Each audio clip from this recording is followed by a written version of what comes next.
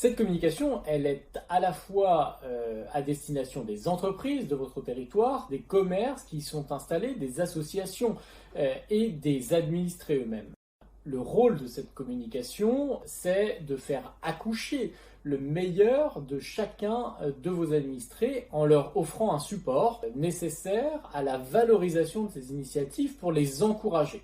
Que ce soit pour encourager un engagement civique, un engagement professionnel, comme celui des professions de santé, mais aussi comme ce qui favoriserait les initiatives intergénérationnelles de voisinage pour la prise en charge des personnes isolées, des personnes âgées. Ce sont des enjeux majeurs de la communication des collectivités.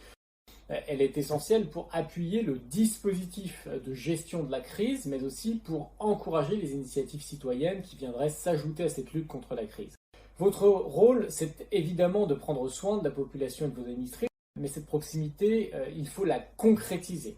C'est pour cela que toutes les plateformes qui peuvent être lancées pour que vos administrés se mobilisent volontairement pour assurer des missions de solidarité en fonction de leur formation et de leur qualification sont des bonnes choses. Vis-à-vis de votre population, votre collectivité, elle doit aussi se concentrer sur le relais des consignes des autorités sanitaires.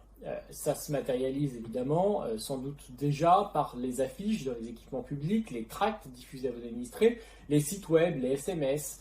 Il s'agit à la fois d'informer les habitants et les agents de la collectivité sur les mesures de précaution à prendre, comme se laver les mains, éviter les lieux publics, etc. Et la procédure à suivre en cas de soupçon d'infection, auquel d'ailleurs il faut y penser. Vos agents peuvent être confrontés sur le terrain. On le sait, les collectivités sont en première ligne pour lutter contre la propagation de ce virus. Il vous revient de prendre soin des populations fragilisées et d'assurer le fonctionnement de vos services, même en mode dégradé. Il y a un certain nombre d'écueils à éviter en ce moment face à cette crise sanitaire et je voulais attirer votre attention sur ces points, notamment la communication politique, les initiatives politiciennes, tout ce qui est susceptible de laisser penser à vos administrés que vous profitez de la situation pour servir un intérêt personnel, d'image, ou que vous poursuivez un second tour des élections municipales, vous reviendrez en boomerang. L'arrogance, ce n'est pas le moment d'apparaître comme des donneurs de leçons à l'égard de vos administrés, même si vous avez en charge l'application des consignes sanitaires et qu'une partie de la population peut y être réfractaire. Face à cette crise sanitaire, votre collectivité, elle a un rôle majeur d'écoute et d'empathie à l'égard de chacun des citoyens parce que chacun de ces citoyens a en main, en soi, une partie de la gestion de la crise. Toutes les initiatives qui visent donc à mettre en place des numéros verts, etc., afin que chacun puisse signaler l'aide qu'il peut apporter dans cette crise, sont des initiatives qui sont intéressantes du point de vue de la communication.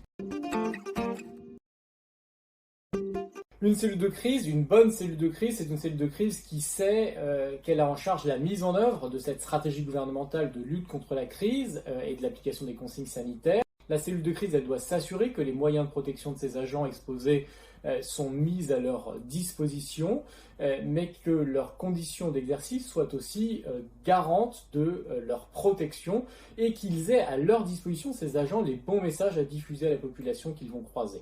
Il faut veiller aux fonctions essentielles du service territorial. La cellule de crise doit également s'assurer de la coordination de l'action de ces services territoriaux pour faire face aux besoins quotidiens de la population, le maintien des missions essentielles à la vie collective, mais aussi, et c'est mon rôle, la communication et l'information des populations. Parce que la collectivité, elle doit toujours veiller, en ces temps compliqués de multiplication de fake news et de rumeurs, à la bonne diffusion de l'information à tous, y compris pour valoriser les initiatives citoyennes, des associations ou de solidarité.